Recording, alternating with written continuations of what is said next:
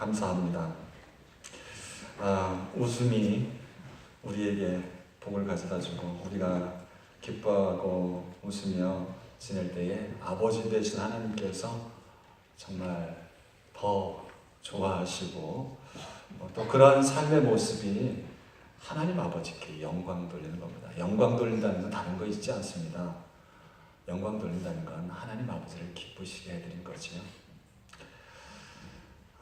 그 삶 가운데 정말 중요한 것은 그분 앞에서는 늘 겸손히 그분의 말씀에 귀를 기울이는 태도일 겁니다. 오스기니스의 소명이라는 책에 나오는 이야기인데요. 함스부르크의 그 황제들은요, 죽은 후에 비엔나 카푸친 수도원에 장사되었습니다. 프란츠 요셉 황제가 죽었을 때 거대한 장례 행렬이 이제 굳게 닫힌 수도원 앞에 이르렀습니다. 그 행렬을 앞에서 이끄는 이제 의전관이 있죠. 지팡이를 들고 큰 모자를 쓰고 아주 엄숙하게 그 행렬을 이끌고 앞에 나와서 그 손에 든 것으로 수도원의 문을 두드립니다. 그때 문 너머에서 소리가 들립니다. 문을 두드리는 이가 누굽니까? 그러자 그 의전관이 큰 소리로 우렁찬 소리로 얘기합니다. 나는 오스트리아의 황제이자 헝가리의 왕 프란츠 요셉이요. 그 요셉 왕은 죽었지만 그 의전관이 그 황제의 시신을 대신해서 그렇게 외치는 거지요. 그러자 안에서 소리가 들립니다. 나는 당신을 모릅니다. 당신이 누구인지 다시 한번 말해보십시오. 그러자 의전관이 얘기합니다. 나는 오스트리아의 황제이자 헝가리, 보헤미아, 갈리치아, 로도메니아, 달마시아의 왕이며 트란실바니아의 대공작이자 모라비아의 후작이며 스티리아와 코린티아의 공작인 프란츠 요셉이요. 하지만 안에서 소리가 들리면 우리는 아직도 당신이 누군지 모르겠습니다. 당신은 도대체 누구요? 라고 서늘한 목소리가 또다시 들려옵니다. 그때에서야 의전관은 이렇게 얘기합니다. 저는 하나님의 자비를 구하는, 겸손히 구하는 불쌍한 죄인 프란츠 요셉입니다. 그대는 이제 들어오시오 라고 하며 수도원 문이 열렸다고 합니다.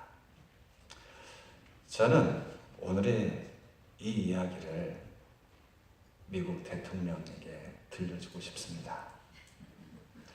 자신이 대통령 될 때에 트럼프 대통령께서 자신 어머니가 물려주셨다는 성경, 그리고 1861년 링컨 대통령이 취임식 때 손을 얹고 선서했다는 그 성서에 손을 얹고 미국 대통령으로서의 선언을 했었지요. 이 땅의 모든 지도자들은 참으로 하나님 앞에 겸손한 자가 되어 진정으로 하나님을 받들어 섬기는 그런 사람들이 되어야 할 것입니다. 아니, 지도자뿐만 아니라 하나님을 아는 모든 백성들은 오로지 하나님 앞에 겸손히 행하며 스스로를 낮추고 모든 이들을 섬기는 자들이 되어야 할 것입니다. 오늘 성경에 당시 유대 지도자들에 대한 예수님의 말씀이 있습니다. 오늘 2절 말씀을 보니까 서기관들과 바리새인들이 모세의 자리에 앉았다, 지도자의 위치에 있었다 이야기합니다. 여러분, 성경은 인류가 가진 최대의 보물입니다. 서기관은요, 어떤 사람이냐면 입에서 입으로 그렇게 구전되어 오던 말씀을 글자로 그 성경을 기록했던 사람들입니다. 여러분, 지금처럼 종이가 있고 좋은 펜들이 있던 시대가 아닙니다. 2000년 전 파피루스라는 갈대잎이나 아니면 양피지, 양의 가죽에다가 글자를 썼습니다. 당시에 있었던 구약 성경을 이 양의 가죽에다가 쓸 때 양 몇 마리가 필요했냐면 약 250마리의, 적어도 250마리의 양이 죽어야만 했습니다. 엄청난 양이지요.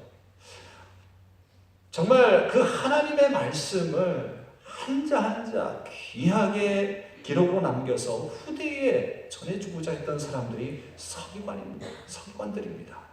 그만큼 하나님의 말씀을 귀하게 여기는 사람들입니다. 바리새파 사람들은 어떤 사람입니까? 서기관들이 남긴 그런 하나님의 기록된 그 하나님의 말씀은 자기들의 삶의 절대적인 기준으로 삼고 그 말씀을 따라서 자기의 삶을 헌신하겠다고 했던 사람들입니다. 그래서 그들의 별명이 바리새입니다. 이 바리새라는 뜻은 자기를 스스로 구별하다라는 뜻을 가지고 있습니다. 이 세상 사람들과는 다르게 자기를 특별하게 구별해서 오로지 하나님의 말씀만을 받들어 살겠다고 다짐하고 나선 사람들이 누구냐? 바리새인들입니다. 얼마나 아름답고 귀한 신앙의 사람들입니까? 그들이 모세의 자리, 지도자의 자리에 앉아 있습니다. 그런데 예수님께서는 이들을 향해서 꾸짖습니다. 책망의 말씀들을 하십니다. 왜? 참으로 그들은 사람들에게 신망받는 지도자들이었는데 왜 예수님은 그들에게 이렇게 책망의 말씀들을 하고 계십니까? 철저하게 하나님의 말씀을 따르고자 했던 바리새인, 하나님의 말씀을 귀하게 기록으로 남겨서 후대에 전하고 사람들에게 전하고자 했던 그런 사람들에게 왜 예수님은 책망하십니까? 5절 말씀에 그들의 모든 행위를 사람에게 보이고자 한다. 그들에 대한 평가입니다. 그 지도자들의 모습이었습니다. 여기에 문제가 있습니다. 예수님께서는 마태복음 6장 1절에 이렇게 말씀하셨습니다. 사람에게 보이려고 그들 앞에서 너희 의를 행하지 않도록 주의하라. 그리하지 아니하면 하늘에 계신 너희 아버지께 상을 받지 못한다. 어떤 것을 행할 때 사람을 우선순위에 두지 말라. 사람의 눈치 보지 말라. 사람 하나님을 바라보고 하라 말씀하셨습니다. 이 예수님의 가르침과는 상반되는 삶의 태도를 가지고 서기관들과 바리새인들이 행했다는 거죠. 그들은 자꾸 사람들을 의식합니다. 구제하고 기도하고 금식하는 이 모든 종교적 행위를 하나님만을 바라보고 하나님을 향하여 하는 것이 아니라 주위의 사람들을 바라보며 인정받고자 합니다. 사람에게 보이려고 하는 사람, 하나님에게 인정받고자 하는 사람 차이가 있습니까? 보이지 않지만 잘 눈에 보이진 않습니다. 그러나 하나님은 보십니다.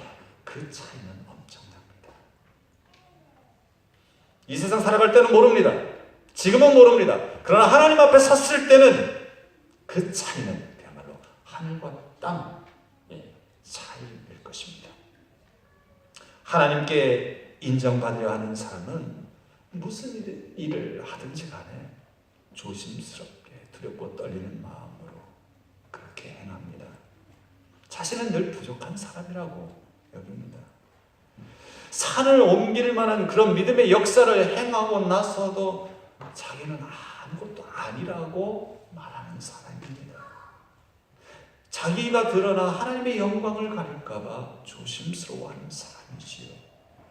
선을 행하면서도 자신은 늘 부족한 죄인이라고 고백합니다. 그럴 수밖에 없는 것이 하나님을 바라보고 그 하나님 앞에 있을 때 자기는 철저한 죄인인 것을 고백하지 않을 수 없습니다. 나의 나된 것은 하나님의 은혜라는 것을 그들은 분명하게 고백합니다. 내가 이것을 할 수 있는 것, 내 능력이 출중해서가 아니라 모든 것을 할 수 있도록 허락하시고 여건을 만들어주시고 나에게 기회를 주신 그 하나님이 계시기에 내가 이것이라도 할 수 있다고 고백하는 사람입니다. 내 능력은 아무것도 아니고 나는 주님 앞에 죄인일 뿐입니다 라고 고백하는 사람이죠. 하나님을 생각할 때에 그래서 그 은혜에 감사하고 그 은혜가 감사해서 어떻게든 나의 것을 정성스럽게 드려 조금이나마 그 은혜를 보답하고자 할까 하는 그러한 마음으로 하는 것이지요. 하나님을 생각할 때 그는 연약한 존재임을 깨닫게 언제나 겸손합니다. 그래서 사람들의 반응이 이렇든 저렇든 자기의 마음의 중심을 하나님께 두고 흔들리지 않습니다. 그런데 사람을 의식하고 사람에게 보이려고 하는 사람은 남보다 자기가 드러나야만 합니다. 남이 인정해주지 않으면 화가 납니다. 서럽습니다. 자기가 남보다 좀 잘하고 인정받으면 우쭐해지고 교만해집니다. 자꾸 가르치려고 합니다. 잘 안 되면은요 시기하고요, 잘 되는 사람 시기하고 또 자기 스스로에 대해서 실망합니다. 때로 자기 자신이 정당하게 대우받지 못하고 있다고 한다는 데 대해서 슬퍼하거나 혹은 분노합니다. 여러분, 지금 여러분의 마음이 불편한 것, 관계 가운데 불편한 것, 혹 이런 마음의 태도 때문에 불편한 것은 아닙니까? 내가 마땅히 대우받아야 하는데, 내가 마땅히 인정받아야 하는데 대우해주지 않고 인정해주지 않으므로 여러분 마음이 불편한 것은 아닙니까? 사람이 아닌, 하나님이 아닌 사람 때문에 여러분의 중심이 흔들리고 있는 건 아닙니까? 유대교 지도자들의 길은 자기 자랑, 자기 교만 가운데 사탄의 올무에 얽매입니다. 그런데 이런 사람들은요, 다른 사람들에게 짐을 지우고는 자기는 손 하나 까딱하려고 하지 않는 사람들의 모습입니다. 발장 뛰고 뒤에서 이래라 저래라, 그리고 그 한 것에 대해서 이렇게 저렇게 비판하고 평가합니다. 그냥 입만 가지고 살아가는 사람이지. 갑자기 그 얘기가 떠오르네요. 수다 말하기 좋아하는 사람은 물에 빠지면 어떻게 되는지 아세요? 주둥이만 뜬다고 하는데, 로우나 그 수다쟁이는 물에 빠지면 엉덩이만 뜬대. 왜냐하면 물고기하고 얘기해야 되니까.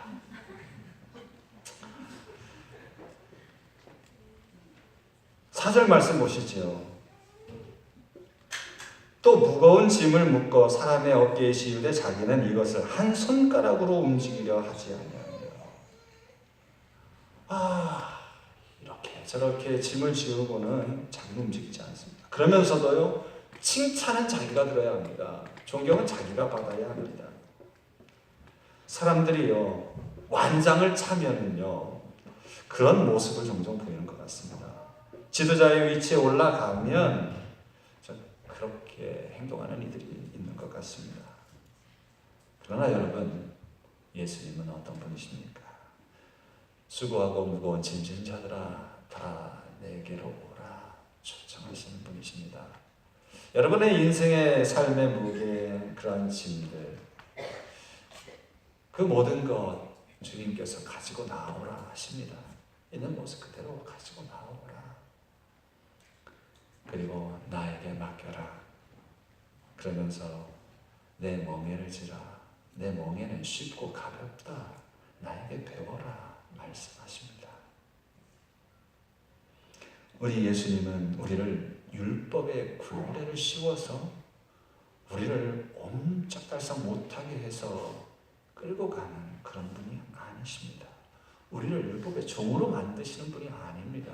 우리에게 이런저런 말씀들을 주시지만 그건 율법적으로 주시는 말씀이 아니라 사랑의 권고의 말씀이요, 이 말씀을 따라 행할 때에 너희는 진리 안에서 자유하게 될 것이다. 너희는 내 안에 있는 기쁨을 맛보게 될 것이다. 주님은 그러한 마음으로 우리에게 진리를 전해 주십니다. 그리고 우리가 감당할 수 없는 무거운 짐들을 대신 져 주십니다. 우리 짐 중에 가장 큰 짐이 무엇입니까? 죄의 짐입니다. 이 짐은 결국 사망과 영원한 멸망으로 이끌어가는 짐이지요. 이 세상 어느 누구도, 나를 사랑하는 부모님도 이 죄의 짐을 감당하지 못합니다. 나를 아무리 사랑하였는데 자기 목숨을 내어줄 수 있는 나의 애인도 이 죄의 짐을 어찌할 수가 없습니다. 그 죄의 짐은 내가 책임져야만 하는 것이죠. 그러나 주님께서 이 죄의 짐을 내가 대신 지겠다 말씀하십니다. 그 짐을 지시고 우리의 연약함, 우리의 죄의 무거운 짐을 지시고 십자가에 달려 죽으셨습니다. 예수님은 우리의 연약함을 아시고 지금도 하나님 우편 보좌에서 우리를 위하여 친히 중보자가 되어 기도하고 계십니다. 우리의 연약한 무릎을 일으켜 세워주십니다. 여러분, 사랑하는 여러분, 진정으로 주 예수 그리스도 안에서 그리스도인 된 여러분, 주님을 따라 살기로 작정한 여러분, 우리 다시 주님에게로 돌아가십시다. 순수한 첫 사랑의 마음을 회복하십시다. 뜨거웠던 그 믿음의 열정이 있었던 때로 우리는 다시 돌아가야 할 것입니다. 어린아이 같은 마음을 가져야 할 것입니다. 처음에 품었던 그 마음을 잃지 말아야 합니다. 바리새인들은 처음 마음을 잃어버렸습니다. 처음 마음이 어떠한 마음입니까? 하나님 말씀을 절대적으로 순종하고 신봉하면서 그 말씀을 철저하게 지켜 행하고자 했던 마음이었지요. 그런데 살다 보니, 그렇게 살려고 하다 보니 주위 사람들이 참 훌륭하다, 참 대단하다, 어떻게 저렇게 하나님의 말씀을 지켜 저렇게 살아갈 수 있을까? 주위의 사람들이 참으로 존경하면서 고개를 숙입니다. 여러분, 생각해 봅시다. 저와 여러분이요, 예수님의 말씀대로 행할 때에 주위 사람들이 어떻게 대할 것 같습니까? 여러분, 예수 믿는다고 하면서 세상 사람들의 손가락질 받는 건 예수 잘못 믿고 있는 겁니다. 하나님의 영광을 가려는 겁니다. 조심스러운 말씀이지만 불신지요, 예수 찬다 외치면서 전도하는 거 좋습니다. 우리는 사마리아와 땅끝까지 이르러 증인의 삶을 살아야 합니다. 모든 민족을 제자로 삼아서 아버지 예수 그리스도에게서 풍부하신 것을 가르쳐 지키게 해야 합니다. 그런데 잘못된 방식을 선동하면서 손가락질 받고 사람들에게 인상을 찌푸리게 하는 것, 그것은 하나님 아버지의 영광 가려는 것일 수 있습니다. 조심해야 합니다. 지혜롭게, 선하게 해야 합니다. 겸손하게. 사도들이 우리에게 가르쳐줬던 것처럼 복음을 전할 때, 말씀을 전해줄 때에 두렵고 떨리는 마음으로, 조심스러운 마음으로 전해주도록 그런 준비가 되어 있어야 한다고 말씀하셨습니다. 여러분, 우리가 말씀대로 살게 되면은요, 사람들은요, 그리스도인을 향해서 고개를 숙입니다. 여러분, 초대교회 때 그랬습니다. 로마 황제에게 핍박받았던 그 시기에, 초대교회 시기에 얼마나 많은 크리스찬들이 어려움을 겪었는지 모릅니다. 그런데 예수님 이후 250년경에 기독교 박해가 잠시 뜸해졌던 시기가 있습니다. 그리고 얼마 후에 공인이 되죠. 하나의 종교로 인정받는다는 겁니다. 그런데 그 시기에요, 어떠한 일이 일어나냐면 지방마다 어떤 문제가 있을 때에 그 문제를 해결하기 위해서 그 지방을 책임지고 있는 사람들이 그 지역에 있는 종교 지도자들에게 찾아와서 어떻게 하는 게 좋겠습니까? 라고 물었습니다. 왜냐하면 그리스도인들이라면 어떠한 사심 없이 바르게 판단할 것이라고 그들은 확신하고 인정했기 때문에 그렇습니다. 그래서 박해가 뜸했던 그 시기에 엄청난 교회의 부흥이 있었습니다.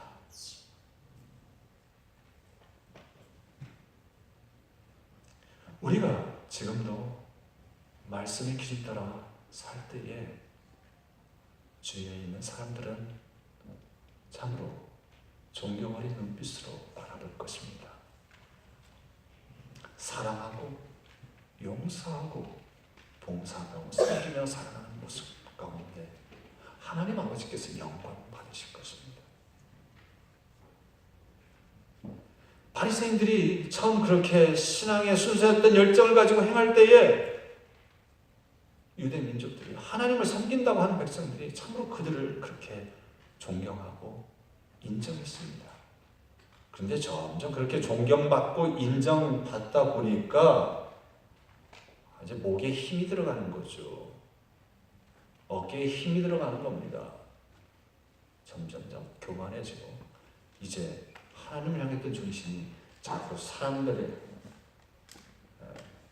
그 시선과 그 말에 신경을 쓰게 되는 겁니다. 예수님께서는 우리에게 말씀하십니다. 섬기는 자가 되어야 한다 말씀합니다. 우리 9절 말씀 함께 보시죠. 9절 말씀에 땅에 있는 자를 아버지라 하지 말라. 너희의 아버지는 한 분이시니 곧 하늘에 계신 분이시라. 이 말씀은요, 우리에게 혼란을 주는 부분인데요. 아버지, 파테르라는 헬라어 단어가 쓰이는데 그 당시에 예수님이 또 제자들이 주로 사용하고 있었던 언어는요, 헬라어가 아니라 아람어였죠. 아람어로 아바, 아버지라는 뜻입니다. 예수님은 하나님께만 아바라는 호칭을 사용하셨습니다. 근데 여기서 땅에 있는 자라는 육신의 아버지를 두고 하신 말씀이 아니라는 겁니다. 당시 유대 사람들은요, 랍비, 존경받는 그 스승을 자주 아버지라고 불렀습니다. 아바라고 불렀습니다. 예수님은 랍비들에게 아버지라고 부르지 말라 하고 말씀하신 겁니다. 여러분, 때로 오늘날도 그렇습니다. 목회자에게 어떻게 부르면 영적인 아버지라고 불러요. 특히 이단 교주들 영적인 아버지라 이렇게 부르는데요. 이거는요, 대단히 조심스러운 겁니다. 영적인 아버지, 이거는 잘못된 용어라 할 수 있습니다. 육신의 아버지 외에 아버지라고 불려야 할, 불림 받아야 될 분은 하늘에 계신 아버지뿐이십니다. 여기서 땅에 있는 자를 아버지라고 하지 말라는 것은 랍비를 향해서 그래 영적인 아버지라 이렇게 호칭하지 말라는 뜻입니다. 그런데 유대인들은 지금도 랍비에게 아버지라고 부릅니다. 여러분의 아버지는 하늘에 계신 하나님 분이십니다. 하나님께 아버지라고 확실하게 외쳐야겠죠. 우리의 주인, 우리의 참된 스승은 성자 하나님 예수 그리스도이십니다. 10절 말씀, 또한 지도자라 칭함을 받지 말라. 너희의 지도자는 한 분이시니 곧 그리스도이시니라. 유대교 회당의 지도자는 랍비입니다. 성전의 지도자는 대제사장이었습니다. 이들은 유대 사회에서 그야말로 왕처럼 떠받들어지는 그야말로 왕 같은 제사장이었고요. 그리고 왕 같은 랍비였습니다. 어떤 삶의 문제가 생기면, 의문이 생기면 곧장 랍비를 찾아가 영적인 아버지, 이걸 어떻게 해야 합니까? 그렇습니다. 죄의 문제들이 생기면 당장 대제사장이 찾아가 자기의 죄를 사해달라고, 복을 빌어달라고 그 앞에 고개를 숙였습니다. 백성 위에 군림하고 있던 지도자들이지요. 여러분, 오늘날 그러나 교회의 지도자는 누구인지 우리는 깊이 생각해 보아야 합니다. 어느 교회는 왕 같은 목사님이 있습니다.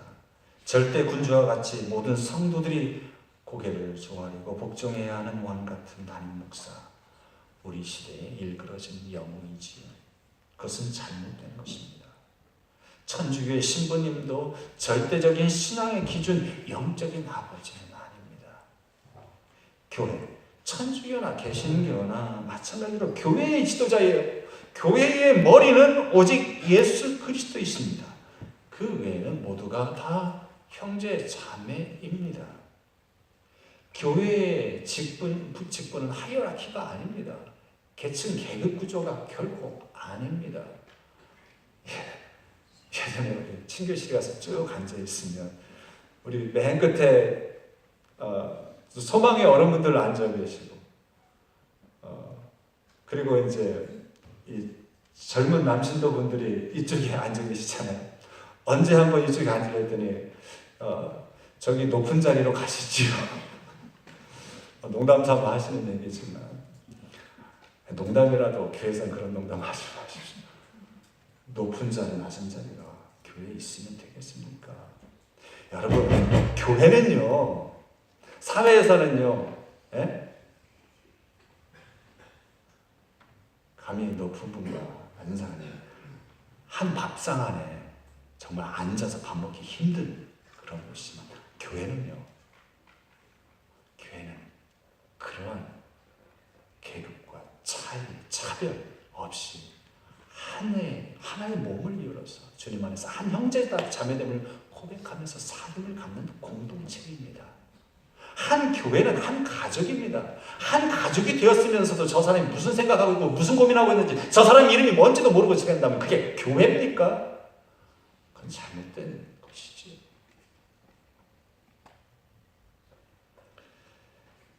신부님이나 목사님이나 장로님, 권사님 그저 맡은 바 서로 다른 은사 가운데 그것을 가지고 주님의 몸된 이 지체를 섬기는 자리입니다. 섬기는 자리입니다.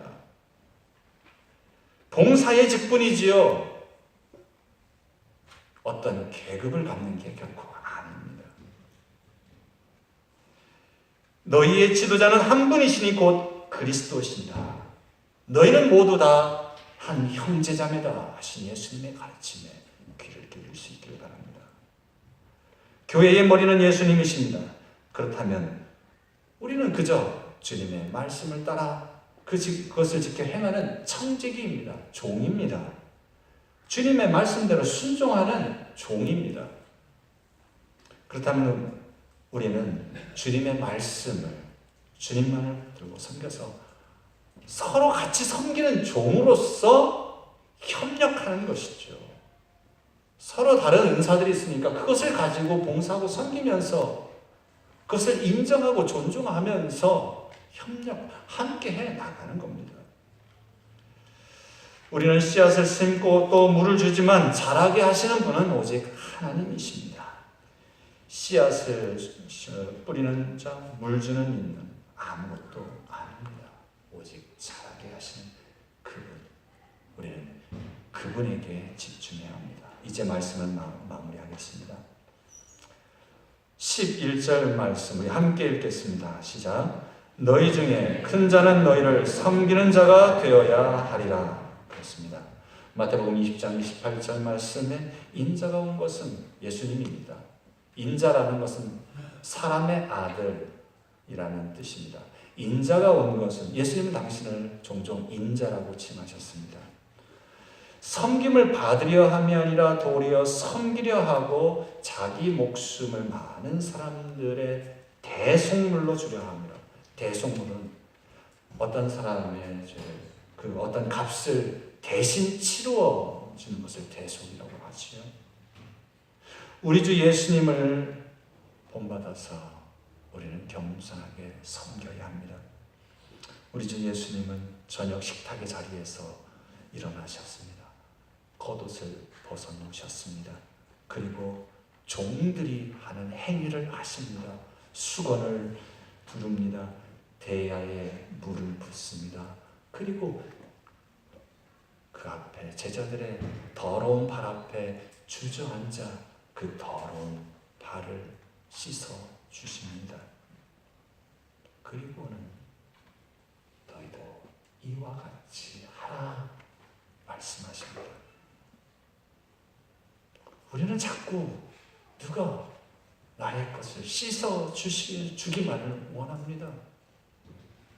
안 씻어준다고 짜증내고 서운해합니다.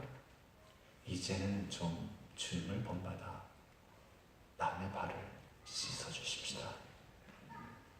그거 못 알아준다고 불평하고 또 화내지 말고 주님을 본받아 겸손히 우리를 낮추고 섬겨하십시다. 주님은 가늠하다 현장에서 잡힌 여인을 향하여 몸을 굽히셨습니다. 주님은 허리를 굽혀 열병을 앓고 있는 시몬의 장모를 일으켜 세웁니다. 예수님은 눈먼 거지를 바라보시고 그 앞에 나아가 자세를 낮추시고 다시 그 앞에 꿇어앉아 그의 눈에 진액을 바르십니다. 그리고 그의 눈을 뜨게 해주십니다.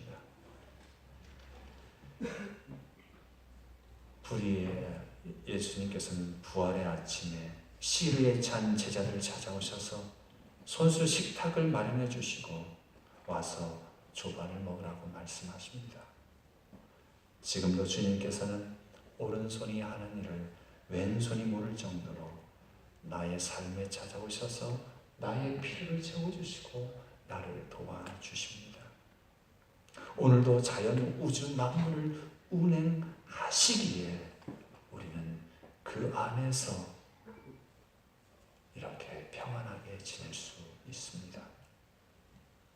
정말 이 정도로 이렇게까지 나를 위하시고 사랑하는 줄 미처 몰랐습니다.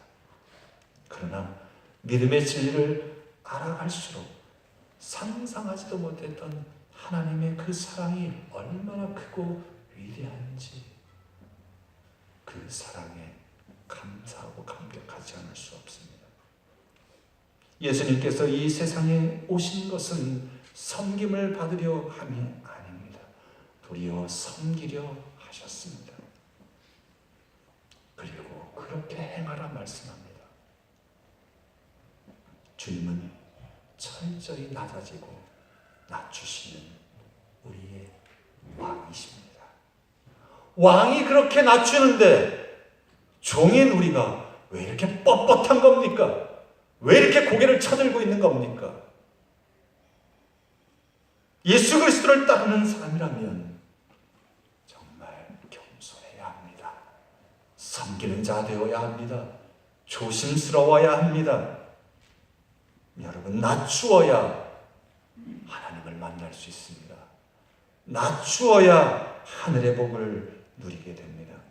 하나님은 교만한 자를 물리치시고 겸손한 자를 가까이 하십니다. 하나님께 복을 받는 사람은 사람이 아니라 하나님을 우선적으로 생각하는 이들입니다. 하나님 앞에 그리하여 겸손히 기도하는 사람이고 하나님의 말씀을 늘 가까이 하는 사람입니다. 12절 말씀, 누구든지 자기를 높이는 자는 낮아지고 누구든지 자기를 낮추는 자는 높아지리라. 그렇습니다. 세상은요, 누구든지 자기를 피하라고, 자기를 드러내고 자기를 높이려고 합니다. 그래야 무한경쟁 사회에서 살아남는다고 이야기하고 가르칩니다. 자기를 드러내지 않는 것 무능하다고 평가합니다. 답답해합니다. 그러나 그리스도인은 세상의 그러한 가치관을 따라 사는 것이 아니라 주님의 말씀으로 돌아가야 합니다. 예수님이라면 어떻게 하셨을까?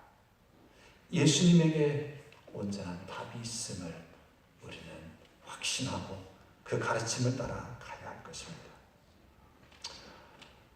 사랑하는 여러분, 솔직하게요, 우리가 오늘 본문에 있는 서기관들과 바리새인들을 비판할 자격은 없습니다. 왜냐하면 똑같거든요.